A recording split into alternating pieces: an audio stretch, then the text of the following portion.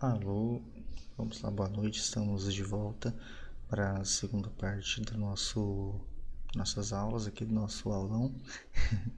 E é o seguinte, nessa segunda aula nosso assunto ele será, vamos abordar as variáveis novamente, ok?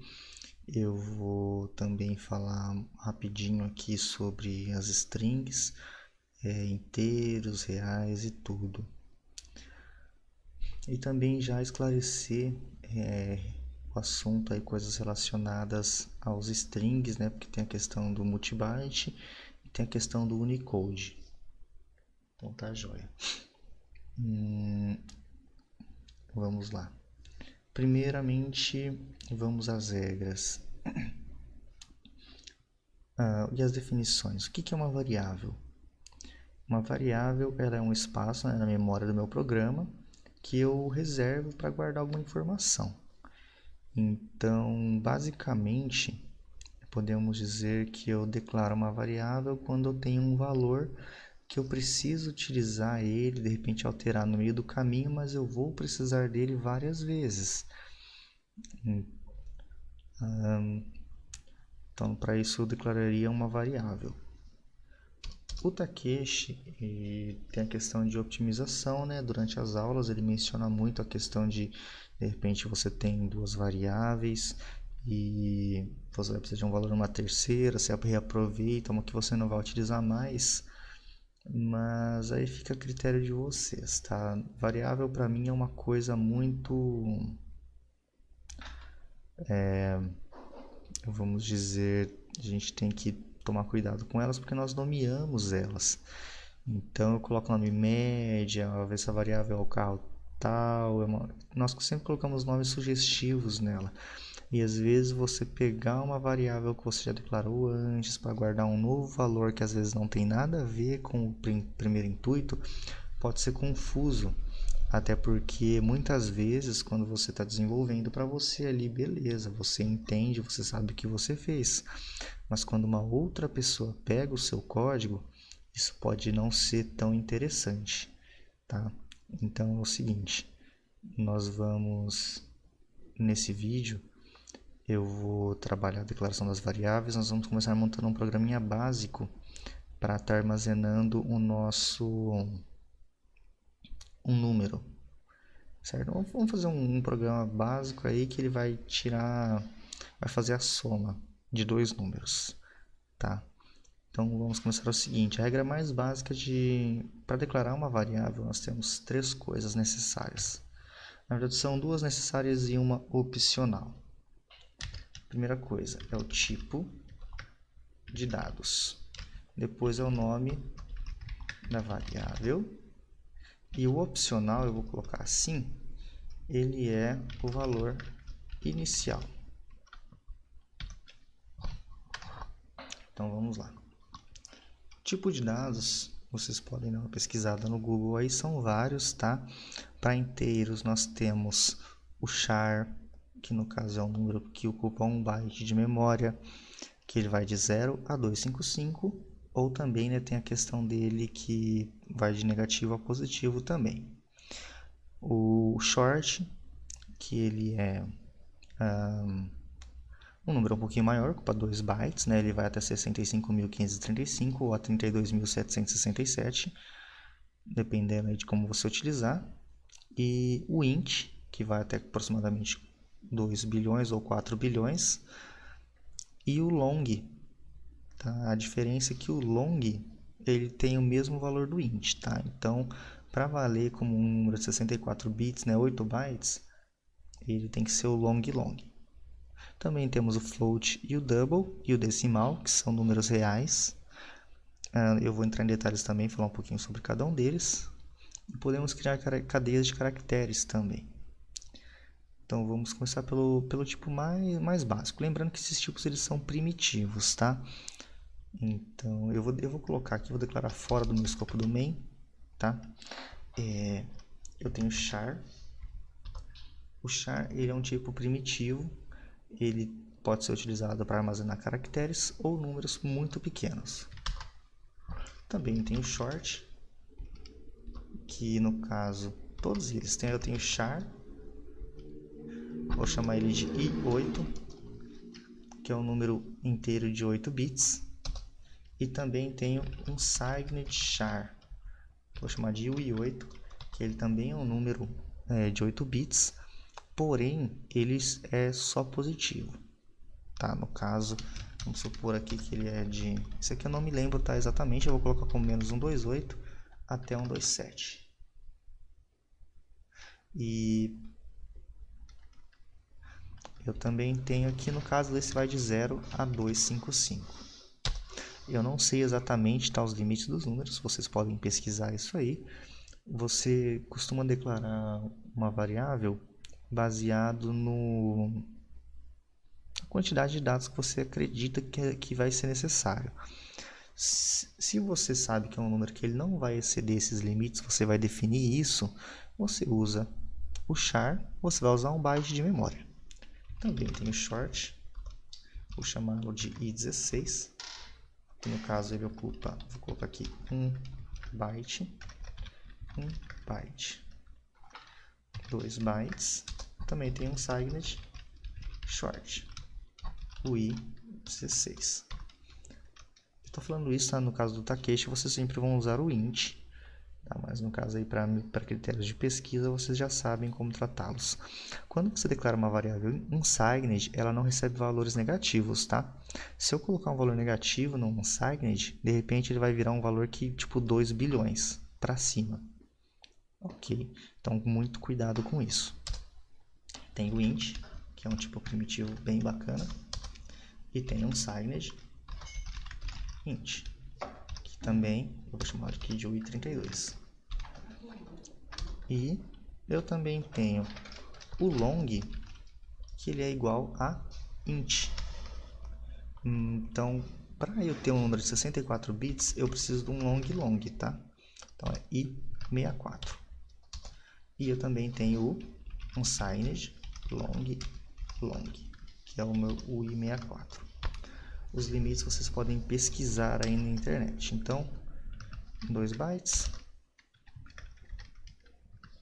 4 bytes, 4 bytes, 8 bytes, 8 bytes. Então, o 64 aí é o tipo primitivo, é o maior tipo primitivo que vocês vão encontrar. Joia? Lembrando que se vocês precisarem de números maiores, tem extensões aí, como por exemplo a Big Integer, que é uma extensão para você pegar números aí maiores.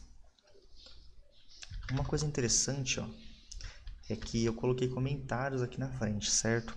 No Visual Studio, praticamente toda a ideia, você coloca um comentário na frente, e se eu colocar aqui i8 igual a 5, e for ver, ó, a minha i8, ela mostrou ali embaixo o meu comentário. Então,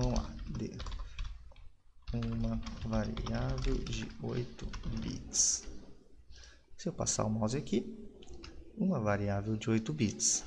Vocês podem estar fazendo isso também para documentar melhor o seu código, ok? Então, questão de escopo, tá? Variáveis que eu declaro aqui fora valem em qualquer função que eu colocar para baixo. Se eu declarar uma variável aqui dentro, ela vale apenas aqui para dentro. Tá? Esses são os tipos numéricos. Tudo bem. Então, nós vamos tentar aqui ser o mais rápido possíveis. Eu preciso de duas variáveis. Então, eu vou declarar aqui int número 1. Vou definir ela como 0. E se eu colocar vírgula aqui, eu posso declarar minha número 2 como 0 também. Isso aqui, no caso, é a mesma coisa que isso. Vai de vocês, aí é critério, tá? Eu, às vezes, mesmo quando são muitas variáveis, eu pulo linha e idento assim, ó. E fica bonitinho, ó. Bacana. Joia. Vamos seguir aí o padrão Takeshi. Count. A função count, ela vai jogar um texto na tela, como já é conhecido, e como lembrando que para ela ser utilizada eu preciso do IOStream, ok? E o std porque eu não estou usando o namespace dele, Então, eu vou definir aqui, eu vou escrever na minha telinha que é um programa que executa a soma de dois números. Se você estiver aqui utilizando o Visual Studio, você pode usar também o std, ngl, ou você pode utilizar rn, critério de vocês aí, tudo bem? Então, count, digite o primeiro número, std, sim, std count, digite o segundo número, std, sim. Então, eu não vou perder muito tempo explicando tudo aqui, porque no caso são conceitos básicos que vocês aí já têm das próprias aulas do Takeshi, tá? Mas o count, basicamente, ele é, no caso, um string, né, de uma função de entrada e saída, e eu posso jogar as informações para dentro dela.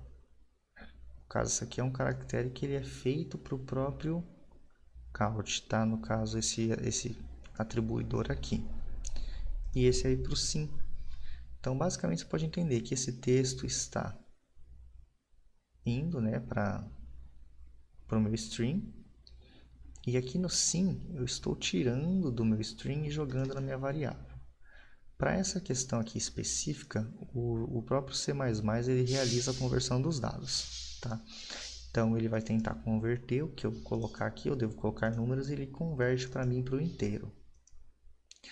Se você precisar fazer tratamento de erros, aí no caso você já não pode estar utilizando o sim, ok?